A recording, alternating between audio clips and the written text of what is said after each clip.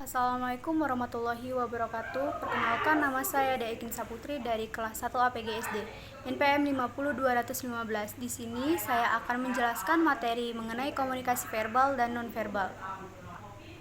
Komunikasi verbal adalah komunikasi dalam bentuk lisan atau tulisan. Sedangkan komunikasi nonverbal adalah komunikasi yang umumnya menggunakan bahasa tubuh seperti gerakan tangan, raut wajah, gelengan kepala, tanda, tindakan, dan sebagainya. Komunikasi verbal efektif selama orang berinteraksi mengerti bahasa yang digunakan.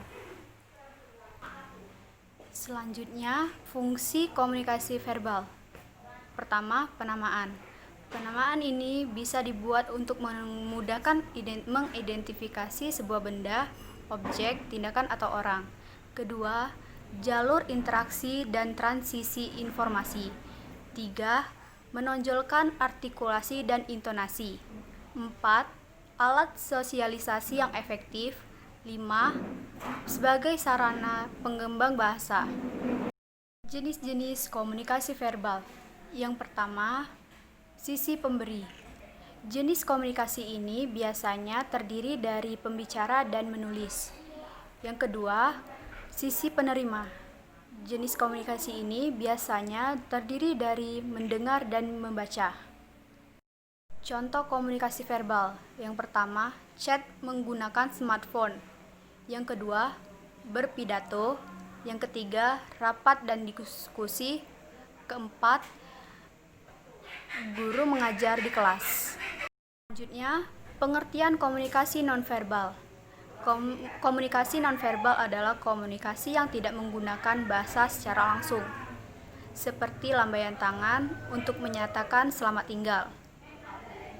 Fungsi komunikasi nonverbal. Karena jarang digunakan, banyak orang yang menganggap komunikasi nonverbal tidak memiliki fungsi yang menonjol.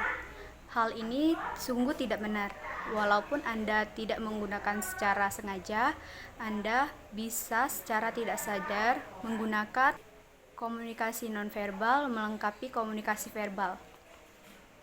Jenis-jenis komunikasi nonverbal. Yang pertama, komunikasi objek adalah jenis komunikasi nonverbal yang memanfaatkan benda sebagai medium. Kedua, komunikasi dengan sentuhan. Ketiga, komunikasi yang memanfaatkan waktu. Keempat, komunikasi dengan gerakan tubuh. Kelima, komunikasi dengan memanfaatkan tempat dan waktu. Yang terakhir, komunikasi dengan suara. Contoh komunikasi verbal. Yang pertama, tos dengan teman. Yang kedua, memeluk seseorang yang tandanya sayang.